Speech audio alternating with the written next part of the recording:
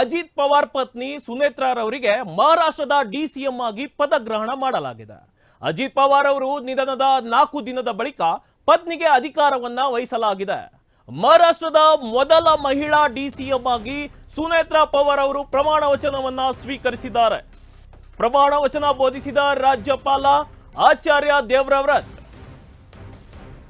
ಮುಂಬೈನ ಲೋಕಭವನದಲ್ಲಿ ಪ್ರಮಾಣ ಸ್ವೀಕರಿಸಿದ ಸುನೇತ್ರಾ ಪವಾರ್ ಮೃತ ಡಿಸಿಎಂ ಅಜಿತ್ ಪವಾರ್ ಸ್ಥಾನಕ್ಕೆ ಪತ್ನಿ ಸುನೇತ್ರಾ ಪವಾರ್ ಅವರನ್ನ ಈಗ ಪದಗ್ರಹಣ ಮಾಡಲಾಗಿದೆ. ಇತ್ತೀಚೆಗೆ ವಿಮಾನದ ಅಪಘಾತದಲ್ಲಿ ಸಾವನ್ನಪ್ಪಿದ್ರು ಡಿಸಿಎಂ ಅಜಿತ್ ಪವಾರ್ ಅವರು. ಇಂದು ನಡೆದ ಎನ್ಸಿಪಿ ಶಾಸಕಾಂಗ ಸಭೆಯಲ್ಲಿ ಸುನೇತ್ರಾ ಪವಾರ್ ಅವರನ್ನ ಆಯ್ಕೆ ಮಾಡಲಾಗಿದೆ. ಇನ್ನು ಎನ್ಸಿಪಿ ಶಾಸಕಾಂಗ ಪಕ್ಷದ ನಾಯಕಿಯಾಗಿ ಸರ್ವಾನುಮತದಿಂದ ಆಯ್ಕೆಯನ್ನ ಮಾಡಲಾಗಿದೆ.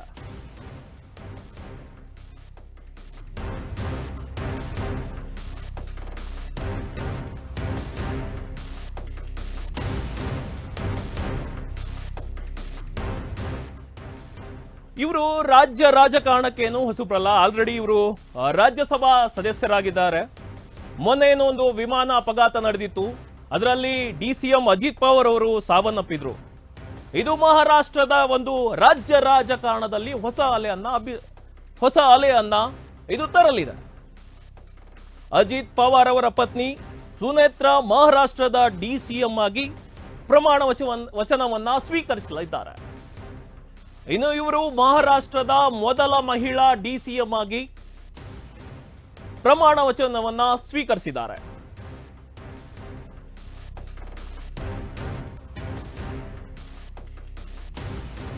सुनेत्रा अजित पवार गांभीर्यपूर्वक प्रतिज्ञा करते की कायद्याद्वारे स्थापित झाले आहे अशा भारताच्या संविधानाबद्दल मी खरी श्रद्धा व निष्ठा बाळगीन.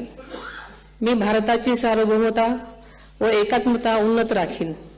मी महाराष्ट्र राज्याची उपमुख्यमंत्री म्हणून माझी कामे निष्ठापूर्वक व ससद्विवेक बुद्धीने पार पाडेन आणि संविधान व कायदा यानुसार सर्व तऱ्हेच्या लोकांना मी गांभीर्यपणे व निपक्षपातीपणे तसेच कोणाच्याही विषयी ममत्वभाव किंवा आकस न बाळगता न्याय वागणूक देईन.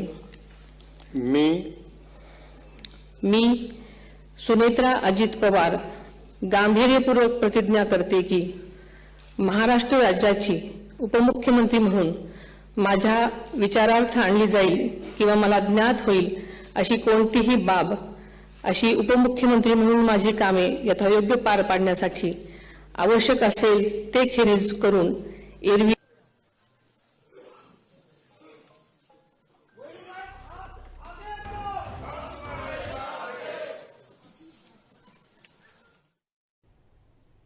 ಇನ್ನು ಇದರ ಬಗ್ಗೆ ಮತ್ತಷ್ಟು ಮಾಹಿತಿಯನ್ನು ನೀಡ್ತಾರೆ ನಮ್ಮ ಪ್ರತಿನಿಧಿ ನ್ಯೂಸ್ ಡೆಸ್ಕ್ ಇಂದ ಜಾಯ್ನ್ ಆಗ್ತಿದ್ದಾರೆ ವಿನೋದ್ ಕಮತರ್.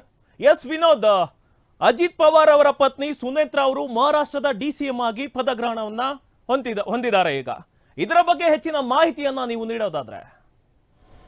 ಮಲ್ಲಿಕಾರ್ಜುನ್, ಒಂದು ಮಹಾರಾಷ್ಟ್ರ ಇತಿಹಾಸದಲ್ಲಿ ಪ್ರಪ್ರಥಮ ಬಾರಿಗೆ ಉಪಮುಖ್ಯಮಂತ್ರಿಗೆ ಮಹಿಳಾ ಒಂದು ಅಜಿತ್ ಪವಾರ್ ಅವರು ಆಯ್ಕೆ, ಅಂದರೆ ಅಜಿತ್ ಪವಾರ್ ಅವರ ಪತ್ನಿ ಸುನೇತ್ರಾ ಪವಾರ್ ಅವರು ಮಹಿಳಾ ಉಪಮುಖ್ಯಮಂತ್ರಿಗೆ ಆಯ್ಕೆ ಆಗಿದ್ದಾರೆ.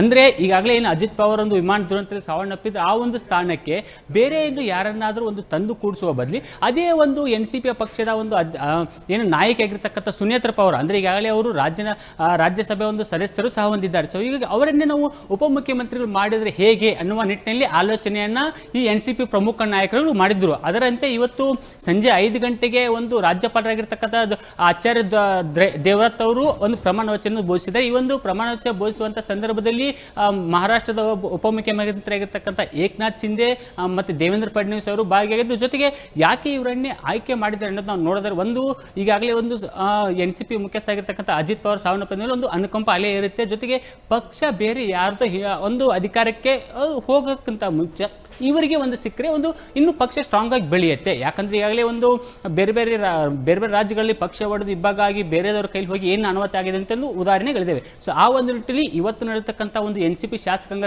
ಪಕ್ಷದ ಸಭೆಯಲ್ಲಿ ಈ ಒಂದು ಆಯ್ಕೆಯನ್ನ 40 ಜನ ಶಾಸಕರು ಅಂದ್ರೆ NCPಯ 40 ಜನ ಶಾಸಕರು ಅವರು ತಮ್ಮ ವಕ್ರುಲ ನಿರ್ಧಾರವನ್ನು ಇವತ್ತಿನ ಶಾಸಕಾಂಗ ಸಭೆಯಲ್ಲಿ ಹೇಳಿದ್ದಾರೆ. ಇನ್ನು ಪ್ರಮುಖವಾಗಿ ಇವರು ಅಂದ್ರೆ DCM ಆಗಿ ಅಷ್ಟೇ ಅಲ್ಲ, ಈಗಾಗಲೇ ಅಜಿತ್ ಪವಾರ್ ನಿರ್ವಹಿಸಿದ್ದ ಏನು ಹಣಕಾಸು ಇಲಾಖೆ ಏನಿದೆ ಆ ಒಂದು ಹಣಕಾಸು ಇಲಾಖೆಯ ಜವಾಬ್ದಾರಿಯನ್ನು ಇವರು ಹೊರುವ ಸಾಧ್ಯತೆಗಳು ಇದೆ ಅನ್ನೋದು ಈಗಾಗಲೇ ಮಾಹಿತಿಗಳು ಬರ್ತವೆ. ಆದರೆ ಮುಂದೆ ಯಾವ ಥರ ಒಂದು ಇವರು ಹುದ್ದೆ ಕೊಡ್ತಾರೆ, ಯಾಕಂದರೆ ಫಿನಾನ್ಸ್ ಅಷ್ಟೇ ಕೊಡ್ತಾರೆ ಮತ್ತು ಇನ್ನೂ ಹೆಚ್ಚುವರಿ ಹುದ್ದೆಗಳನ್ನು ಕೊಡ್ತಾರೆ ಅನ್ನೋದು ಕಾದು ನೋಡಬೇಕಿದೆ. ಇನ್ನು ಮತ್ತೊಂದು ಕಡೆ ಈಗ ಇವರು ಪ್ರಸ್ತುತವಾಗಿ ರಾಜ್ಯಸಭಾ ಸದಸ್ಯರು ಅಷ್ಟೇ ಇದ್ದಾರೆ. ಈಗ ಇವರು ಮತ್ತೆ ರಾಜ್ಯ ರಾಜಕಾರಣಕ್ಕೆ ಬರಬೇಕಂದ್ರೆ ಇವರು ಯಾವುದಾದ್ರೂ ಒಂದು ವಿಧಾನ ಪರಿಷತ್ ಆಗಲಿ ಮತ್ತು ವಿಧಾನಸಭೆ ಆಗಲಿ ಸದಸ್ಯರು ಆಗಲೇಬೇಕಲ್ಲ. ಆ ಒಂದು ನಿಟ್ಟಿನಲ್ಲಿ ಈಗಾಗಲೇ ತೆರವಾಗಿರ್ತಕ್ಕಂಥ ಅಂದರೆ ಅಜಿತ್ ಪವಾರ್ ನಿಧನದಿಂದ ತೆರವಾಗಿರ್ತಕ್ಕಂಥ ಒಂದು ಬಾರಾಮತಿ ಕ್ಷೇತ್ರದಿಂದ ಇವರು ಚುನಾವಣೆ ಕಣಕ್ಕಿಳಿಸಿ ಆ ಒಂದು ಚುನಾವಣೆಯಲ್ಲಿ ಒಂದು ಉಪ ಚುನಾವಣೆಯಲ್ಲಿ ಇವರನ್ನು ಗೆಲ್ಲಿಸಿ ಮತ್ತೆ ಕಂಟಿನ್ಯೂ ಆಗಿ DCM ಆಗಿ ಮುಂದುವರಿಸುವ ಸಾಧ್ಯತೆಗಳು ಇರುತ್ತೆ. ಯಾಕೆ ಪ್ರಸ್ತುತವಾಗಿ ಈಗ ತೆರವಾಗಿರ್ತಕ್ಕಂಥ ಸ್ಥಾನಕ್ಕೆ 6 ತಿಂಗಳ ಒಳಗಡೆ ಚುನಾವಣೆ ನಡೆಸಬೇಕು. ಸೊ ಹಾಗಾಗಿ 6 ತಿಂಗಳ ಒಳಗಡೆ ಚುನಾವಣೆ ನಡೆಸಿ ಇವರನ್ನೇ ಕಂಟಿನ್ಯೂ ಆಗಿ ಒಂದು ಮುಖ್ಯಮಂತ್ರಿಯನ್ನು ಮಾಡುವ ಸಾಧ್ಯತೆ ಇರುತ್ತೆ. ಆದರೆ ಅದನ್ನು ಹೊರತುಪಡಿಸಿ ಏನಾದರೂ ಉಪಚುನಾವಣೆಯಲ್ಲಿ ಇವರೇನಾದರೂ ಸೋಲನ್ನಪ್ಪಿದ್ರೆ ಅಂತ ಒಂದು ಸಂದರ್ಭದಲ್ಲಿ ಒಂದು ವಿಧಾನ ಪರಿಷತ್ ಸದಸ್ಯರಾಗಿ ಮಾಡಿ ತದನಂತರ DCM ಆಗಿ ಮತ್ತೆ ಮುಂದುವರಿಸುವ ಸಾಧ್ಯತೆಗಳು ದಟ್ಟವಾಗಿರುತ್ತೆ. ಇನ್ನು ಮತ್ತೊಂದು ಕಡೆ ಇದೊಂದು ಕಡೆ ಆದರೆ ಇನ್ನು ಮತ್ತೊಂದು ಕಡೆ ಒಂದು ಪ್ರಪ್ರಥಮವಾಗಿ ಮಹಾರಾಷ್ಟ್ರದ DCM ಆಗಿ ಇವರೇ ಆಯ್ಕೆ ಆಗಿದ್ದಾರೆ. ಇನ್ನು ಇದೊಂದು ಕಡೆ ಆದರೆ ಇನ್ನೊಂದು ಕಡೆ ಏಕನಾಥ್ ಶಿಂದೆ ಬಣದಲ್ಲಿರ್ತಕ್ಕಂಥ ಒಂದು ಅಂದರೆ ಏಕನಾಥ್ ಶಿಂದೆ ಒಂದು ಡಿಮ್ಯಾಂಡ್ ಇಡುವಂಥ ಸಾಧ್ಯತೆಗಳಿತ್ತು. ಯಾಕಂದರೆ ಈಗಾಗಲೇ ಒಂದು ಅಜಿತ್ ಪವಾರ್ ನಿಧನದಿಂದ ಒಂದು DCM ಸ್ಥಾನ ಖಾಲಿ ಇತ್ತು ಮತ್ತು ಡಿಮ್ಯಾಂಡ್ಗಳು ಇಡುವ ಸಾಧ್ಯತೆಗಳಿತ್ತು. ಆದರೆ ಇದೀಗ ಒಂದು ಸುನೇತ್ರಾ ಒಂದು ಉಪಮುಖ್ಯಮಂತ್ರಿ ಆಗಿ ಮತ್ತು ಪಕ್ಷದ ಚುಕ್ಕಾಣಿ ಹಿಡ್ಕೊಂಡಿರುವ ಕಾರಣದಿಂದ ಯಾವುದೇ ರೀತಿ BJP ಅವ್ರ ಜೊತೆ ಡಿಮ್ಯಾಂಡ್ ಇಡಕ್ಕೆ ಆಗುವುದಿಲ್ಲ. ಯಾಕಂದರೆ ಈಗಾಗಲೇ NCP ಪಕ್ಷ ಜೊತೆ ಅಂದರೆ ಶರದ್ ಪವಾರ್ ಜೊತೆ ಪಕ್ಷವನ್ನು ಫೆಬ್ರವರಿ 12ನೇ ತಾರೀಕು ವಿಲೀನವನ್ನು ಮಾಡ್ತಿದ್ದಾರೆ. ಸೊ ಹೀಗಾಗಿ ಯಾವುದೇ ಕಾರಣಕ್ಕೆ ಇವರು ಡಿಮ್ಯಾಂಡ್ ಮಾಡೋದಕ್ಕಾಗಲಿ ಮತ್ತು ಬೇರೆ ಚುನಾವಣೆ ಮತ್ತು ಕೆಲವೊಂದಿಷ್ಟು ಲೋಪದೋಷಗಳು ಆಗದಂತೆ ನೋಡಿಕೊಳ್ಳೋದಕ್ಕೆ ಈಗಾಗಲೇ ಒಂದು NCP ನಾಯಕಗಳು BJP ಪರವಾಗಿ ನಿಲ್ಲಿದ್ದಾರೆ. Mallikarjun. Yes, thank you Vinod ತಮ್ಮೆಲ್ಲ ಮಾಹಿತಿಗಾಗಿ.